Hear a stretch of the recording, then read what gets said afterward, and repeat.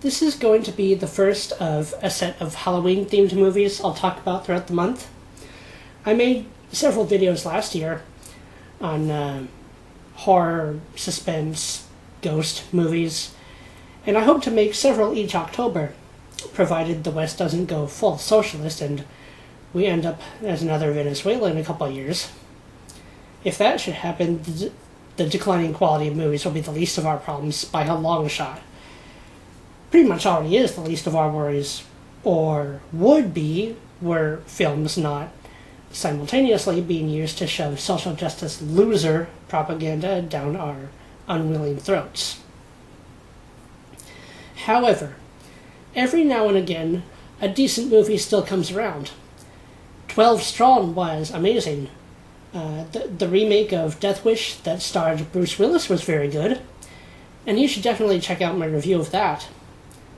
The Meg was a lot of fun, and the 2017 Power Rangers was, though not quite what I wanted from a Power Rangers reboot, it was better than I was expecting.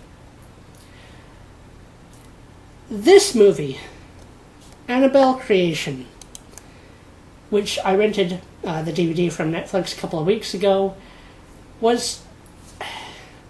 the film was slow to get going, and for a while I didn't expect much from it, but eventually became seriously terrifying in about the later half or later third. It starts off as a rather typical setup for a haunting or possession story, with parents losing their daughter in an accident, and it's this first part that I found a bit iffy. The thing about the girl's death in the beginning is... Well, first, okay, the father is a toy maker, sort of like Geppetto, though not as old, or Belle's father from the Beauty and the Beast stories, or I guess he was an inventor in the Disney version. So this guy's wife is still around, and he specializes in making dolls. And first of all, these dolls look creepy to begin with. Their daughter has one of these dolls that she loves and carries around, as many young children do with their favorite toy. And one day she drops it on the street, runs to pick it up, and in doing so, she is hit by a car. Now at this point, the girl is not all that young. She appeared to be between 8 and 10 years old. A child that age should know better than to run out in the street like that so blindly. A 3 or 4-year-old I can understand, but she was clearly significantly older than a toddler, and should damn well have known better. Also, the street is this little dirt road, and the family is in the street because their car broke down, and the dad is trying to fix it, and there was plenty of room for them to have pulled over 5 feet onto the grass and work on the car, so it's just came off as rampant stupidity on, well, everyone's part, but the parents specifically, that killed the little girl to begin with. Not that things like that never happen, or that stupid accidents don't happen, but still, it made it difficult to care about the story for a while. It's the immensely good job at suspense much later on that saves the film, but the beginning is tedious to get through. Years later, we learned that the father opened up his house as a school or just a home for orphan girls. I watched this a couple weeks ago. I don't remember everything, but the rest of the film is about one such group of girls coming to live in the care of the household for a while. I think they have a caretaker or a governess or something, and I think she's teaching them at the same time.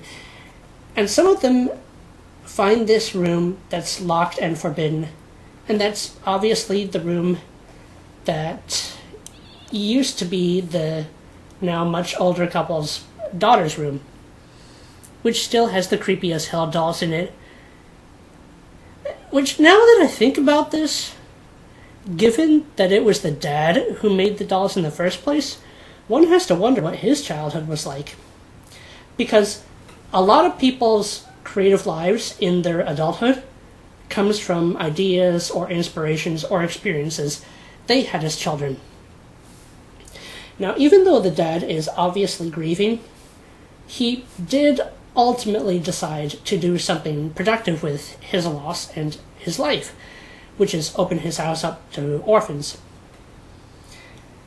The mother grieved in bed for the rest of her life, never again doing anything productive.